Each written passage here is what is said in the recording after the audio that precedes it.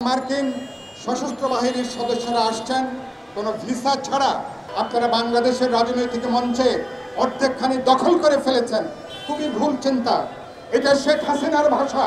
শেখ হাসিনা যে ভাষায় আমাদেরকে ধমক দিত, রাজনৈতিক দল জনগণকে ধমক দিত, কেউ কেউ আজকে রাজনৈতিক দল জনগণকে পরোক্ষভাবে ধমক দেবার চেষ্টা করছেন।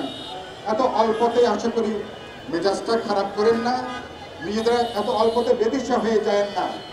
এবং একটা দুটো খণ্ড লড়াই যদি মনে করেন বিজয় হয়েছে বলে আপনারা বাংলাদেশের রাজনৈতিক মঞ্চে অর্ধেকখানি দখল করে ফেলেছেন, খুবই ভুল চিন্তা। সেজন্য বলবো, মেহরবানি করে এটাকে আপনারা আর বেশি টানাটানি করবেন না। আমরা আপনাদেরকে দায়িত্বশীল দল মনে করি, সেই দায়িত্বশীল আচরণ করবেন।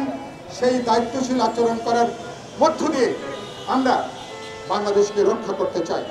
আগামী জাতীয় নির্বাচন কোনোভাবেই যদি পণ্ড হয়ে যায়, অন্তর্বর্তী সরকারের ভাগ্য অনেকখানি অনিশ্চিত হয়ে যাওয়ার ঝুঁকিটা বাড়বে। অভ্যুত্থানকারী দলগুলোর মধ্যে রাজনৈতিক প্রতিযোগিতা যদি উগ্র বল প্রয়োগের, রাস্তা দখলের প্রতিযোগিতায় পর্যবেসিত হয়, পতিত ফ্যাসিবাদী শক্তি এই সুযোগ অনেকে গ্রহণ করবার জন্য তৈরি আছে। অনেকে দেখতে চায় অভ্যুত্থানকারী দলগুলো আমরা মারামারি করি, আমরা কাটাকাটি করি, দ্বন্দ্ব সংঘাতে আমরা লিপ্ত হই। আপনারা কি এরকম একটা পরিস্থিতি কেউ কি আপনারা ডেকে আনতে চান?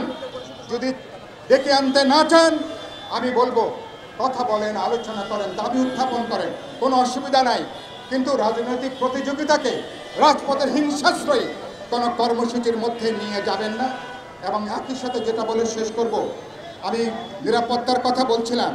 আমরা গণমাধ্যমে দেখছি কিছু কিছু ক্ষেত্রে বাংলাদেশে আমাদের এই পরিস্থিতির সুযোগ গ্রহণ করার জন্য সাম্রাজ্যবাদী আধিপত্যবাদী শক্তিগুলো তৎপর। মার্কিন সেনাবাহিনীর সদস্যদের সাথে বাংলাদেশের একটা যৌথ মহড়া নাকি চলছে, কিছু কিছু শেষ হয়েছে। এবং মার্কিন সশস্ত্র বাহিনীর সদস্যরা আসছেন কোনো ভিসা ছাড়া।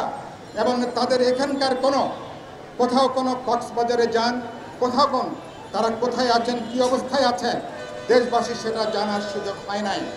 এবং তারা মায়ানমার পর্যন্ত যে করিডোর করতে চান, মানবিক করিডোরের নামে, জাতিসংঘের সাইনবোর্ডে মার্কিন উপস্থিতি তার সাথে যুক্ত কিনা, বাংলাদেশের নিরাপত্তা তার সঙ্গে যুক্ত কিনা, ইতিমধ্যেই দেশবাসীর কাছে বিরাট উৎকণ্ঠা তৈরি হয়েছে। আপনারা তুরস্কের সাথে সমরাস্ত্র তৈরি করবার নাকি একটা চুক্তি আপনারা স্বাক্ষর করতে যাচ্ছেন। স্টারলিংকের সাথে আপনারা চুক্তি করেছেন। নানা চেহারায় মার্কিন সাম্রাজ্যবাদকে আমার টেকনাফ থেকে কক্সবাজার গোটা অঞ্চলে সেখানে একটা অবস্থান তৈরি করবার কোনো পরিকল্পিত কোনো লক্ষ্য আছে কিনা, এটা সচেতন নাগরিকদের মধ্যে, বাংলাদেশের নিরাপত্তা বিশ্লেষকদের মধ্যে গভীর উদ্বেগ তৈরি হয়েছে।